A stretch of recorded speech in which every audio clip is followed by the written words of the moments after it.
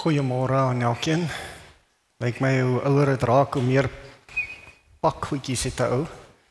So ons sal die podium bietjie groter moet maak dalk. Ja, daar kom nou nog die goed ook by. Maar nietemin ons vertrou dat ons 'n geseënde tyd saam met die Here sal hê vandag. Ek wil vra dat ons die hoofde buig voor ons begin. Ons Hemelse Vader, as nietige mense kom ons voor U. Here, ons is skuldig, maar U het gekom om skuldige mense vry te koop. En daarom loof ons U daarvoor. En ons vra, Here, kom was vir ons skoon opnuut. In Jesus naam. Amen. Nou, ek het net goed gedink om net bietjie te kyk na die oorsprong, of waar kom die nagmaal vandaan, en hoe dit oorgegaan van die Ou Testament na die Nuwe Testament. So ek gaan julle nie te lank besig hou nie. Maar jy weet, as ek altyd gedink het aan die Pasga, of die woord Pasga, dan het ek gewonder, ja, in Afrikaans veral, die Engels, die Passover, dit maak so 'n bietjie sin. Maar as mens gaan kyk na die Hebreëus, dan beteken dit eintlik maar onder andere om oor te slaan of verby te gaan. En dit is natuurlik nie so voor die hand liggend in die Afrikaans nie. So Pasga, mens moet eintlik verstaan waar dit vandaan kom voordat 'n mens regtig mooi verstaan hoe dit werk. Nou,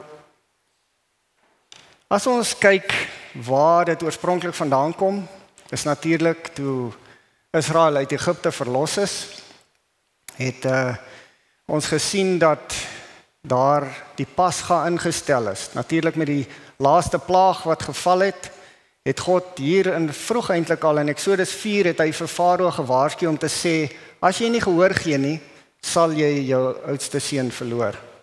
Ek dink is 4 vers 22 as ek reg is. So hierso het ons nou op die tyd gekom. God in sy groot genade het al hierdie pla oor Egipte gebring om hulle eintlik wakker te skud, om hulle tot hom te bring. Weet, dis nie net, straf is nie 'n sinnelose ding nie. Ek weet, baie kinders dink nogal so, straf is iets sinneloos, maar dit is eintlik met 'n sekere doel daar. Dit is eintlik om 'n positiewe uitkoms te probeer genereer. En dis wat God ook hier gedoen het. Hy het vir Egipte eintlik getuigtig en vir hulle geleentheid gegee om tot inkeer te kom. En hier kom ons nou op die einde, dis die laaste plaag, en dit gaan die dood van die eersgeborenes wees. Ons sien die detail daarvan, het God gesê, hulle moet 'n lammetjie, 'n jaar oud lammetjie, kan 'n skaap of 'n boklam wees, moet hulle neem sonder gebrek. Hulle moet hom slag, sy bloed moet geneem word en aan die deurkosyne gesmeer word. En wanneer die engel van die dood sou verbygaan, sal hy oor die huis verbygaan waar die kosyne wel met die bloed gesprinkel is. Nou, vir ons wat bietjie van die offerhandestelsel verstaan, weet ons dat hierdie beteken eintlik, dit wys na Jesus se bloed, wat ons dek, en hulle ook gedek het, maar hierdie was die simbool wat vooruitgewys het na die werklikheid. En ons sien hier's 'n paar goedjies wat spesifiek genoem word. Hulle mag vir 7 dae net ongesuurde brood eet, geen gis in hulle huise nie. Gis wat 'n voorbeeld of 'n simbool van sonde is. So vir 7 dae geen gesuurde brood nie. Interessant, 1 Korintiërs 5 vers 7 sê, suiwer dan die ou suurdeeg uit, sodat julle 'n nuwe deeg kan wees, soos julle inderdaad ongesuurd is, sonder sonde. Want ook die paaslam is vir ons geslag, en wie is die paaslam? Daar sê dit, Jesus Christus is die paaslam. So al hierdie, die autentieke simbole het vooruitgewys na Jesus wat sou kom. Die bloed aan die deurposte, ons vind daar 'n baie interessante deeltjie of 'n mooi gedeelte in Patriarge en Profete wat dit so mooi verduidelik. Ek gaan dit gou vir ons lees. Het sê dit was nie genoeg dat die paaslam net geslag is nie. Sy bloed moes aan die deurposte gestryk word.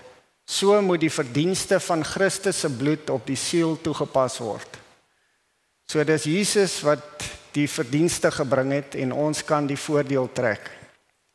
Ons moet glo dat hy nie net vir die wêreld gesterf het nie, maar dat hy vir elkeen van ons individueel gesterf het. Ons moet die verdienste van die soenoffer vir onsself toeëien. En ek dink dis die belangrike deel. Dis goed om te weet dat Jesus vir die wêreld gesterf het, maar hy het vir my en vir jou gesterf persoonlik, sodat ons die voordeel kan trek daaruit.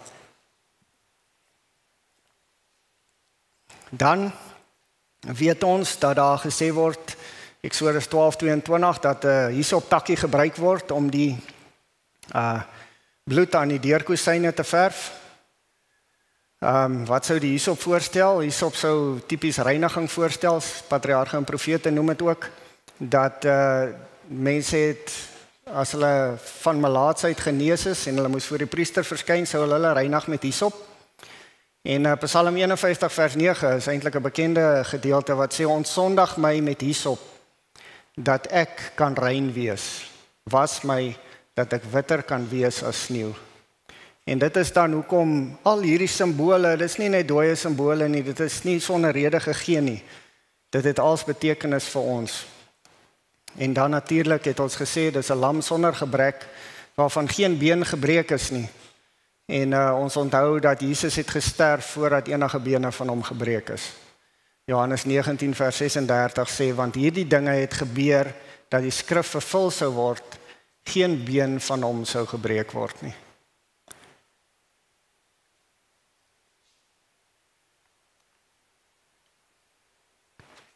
So die paaslam moes ook geëet word en ek kon nie anders as om maar hierdie gedeelte vir julle te lees nie. Ek sou sukkel om dit beter te verduidelik. Die paaslam wat sonder gebrek is, moes ingeneem word.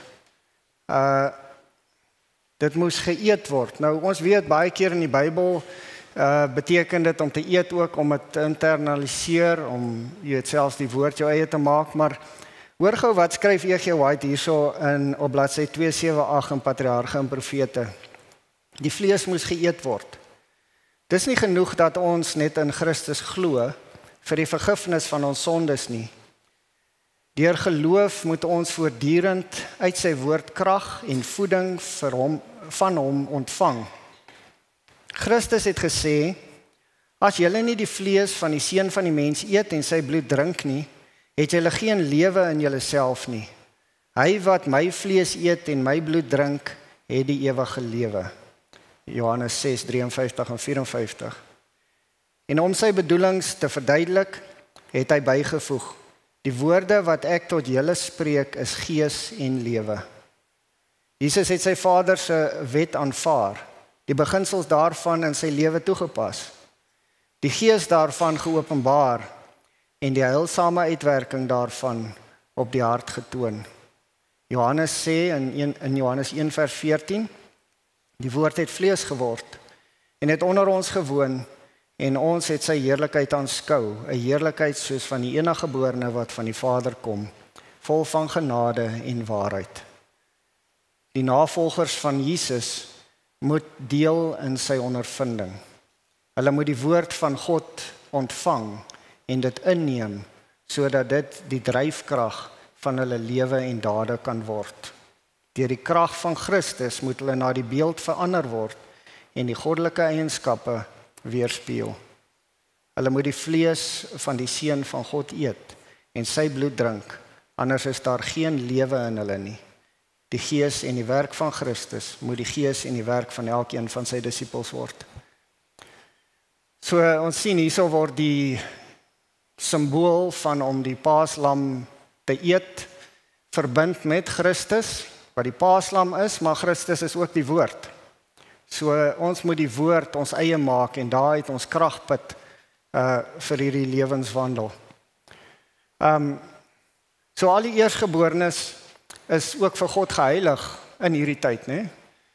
God het eintlik, dit kom eintlik van hier af wat hy al die eersgeborenes op sy gesit het en daarvan af moes hulle losgekoop word. Ek weet nie of jy onthou in Numeri praat dit daarvan dat die eersgeborenes, die seuns moet losgekoop word. So hulle behoort eintlik aan die Here en later het die Here die hele Levitiese stam afgesonder om in die plek van die eersgeborenes te staan en vir sy diens toegewy te wees. Nou Israel erken God se genade deur 'n losprys te betaal vir elke eersgeborene. En ek lees graag vir u Numeri 18 vers 15 wat sê alles wat die moederskoot open, alle vlees wat hulle vir die Here aanbring, mense en diere, moet joune wees. Maar die eersgeborenes van die mense moet jy sekerlik loskoop. Ook moet jy die eersgeborenes van die onrein diere loskoop. So ons sien daar het God eintlik voorsiening gemaak in hierdie hele instelling. Nou, waar het die Ou Testamentiese Pasga met die Nuwe Testamentiese nagmaal bymekaar gekom? Hoe dit gebeur? En ons weet natuurlik dis Jesus self wat daardie versoening gemaak het op 'n letterlik en 'n simboliese vlak. Jesus het saam met sy disippels in die bovertrek bymekaar gekom om die Pasga te vier. Alles wat op hom en die prys wat hy spoedig sou betaal het, vooruitgewys het of betrekking gehad het. Jesus se lewe was 'n lewe van diens en dit is ook wat hy hier as deel van hierdie nuwe instelling wat hy ingestel het, die nagmaal, na vore gebring het en dit is die voetewassing. Soos wat sy lewe 'n lewe van diens is, het hy gesien dat deur hierdie tyd het sy disippels nog nie tot hierdie bediening toegetree nie. En ons weet op pad daarna toe het hulle nog skouers gestamp en geskuur oor wie die belangrikste is, wie aan watter kant moet sit. En as hierdie koninkryk gestig word, wie sal nou belangrike plekke daarin inneem? Maar ons sien dat in patriarge en profete word hierdie klein detail vir 'n mens gegee wat interessant is, waar E.G. White sê dat Judas het aan die linkerkant van Jesus ingedruk en Johannes het aan sy regterhand gesit. En daar was eintlik hierdie ongemaklike atmosfeer in die bovertrek op daai stadium. En Jesus het dit toegelaat vir 'n rukkie. En totdat dit 'n halfe ongemaklikheid geraak het, want daar was nie 'n dienskneg om die voete te was nie. Normaalweg sou dit die werk van 'n dienskneg wees, maar die dienskneg was nie daar nie. En sy skryf daar uitdruklik dat Jesus het dit toegelaat om hulle eintlik te laat dink oor wat het hulle in hierdie 3 jaar saam met hom geleer. Maar op die uiteinde het hy gesien dat hulle het nog nie hierdie les geleer nie. En hy het opgestaan en hy het die werk van die dienskneg gedoen. Ons sien in Johannes 13 vers 5 sê dat daarna het hy water in 'n bak gegooi en die voete van die disippels begin was en afgedroog met die doek wat hy omgehad het. En dit het hulle skaam gelaat. Om te dink, die Skepper God van die heelal het voor eerstens afgekom na hierdie en ek mag dit sê want dit staan in die gees van profesie, hierdie rioolput van die aarde in konteks van waar hy vandaan kom. En hier kniel hy voor sy disippels en hy was hulle voete, die werk van 'n dienskneg. En dit is wat hy gekom het om eintlik vir ons te leer. Dit is hier waar die versoening gekom het tussen die Pasga en die nagmaal wat hy ingestel het, wat ons vandag die voorreg het om te gebruik. En Paulus sê dit nogal mooi in Galasiërs 5 vers 13, sê hy, dien mekaar deur liefde. En dit is wat Jesus vir ons nagelaat het. Hy vra dat ons mekaar dien deur liefde. Ons gaan nou die geleentheid hê om mekaar se voete te was. Ons gaan nou die geleentheid hê om te dink aan wat Jesus vir ons gedoen het. Sy liefde vir my en jou het hom gedring om die pad van lyding end uit te stap. Toe hy sy asem uitblaas met die woorde dit is volbring, het die voorhangsel van bo na onder geskeur. 'n Simbool dat hierdie Ou Testamentiese Pasga iets van die verlede was. Die ware Paaslam het gesterf. Sy bloed het vir my en vir jou gevloei. Hy het 'n einde gemaak aan die simbole, want die werklike het gekom. Maar hy laat vir ons die heilige sakrament van die nagmaal agter, soos hy dit ook vir sy disippels gedemonstreer het. Dit is nou my en jou voorreg om daarin te deel, om mekaar voor te gaan in diensbetoning. Ons gaan van hier af skei vir die voetewassing. Die mans gaan hier na die eerste klaskamertjie hier aan my linkerkant, aan julle regterkant. Daar's vir die dames voorberei in die saal hier agter. En kom ons bewys mekaar die diens van liefde, soos wat Jesus dit vir ons gedemonstreer het.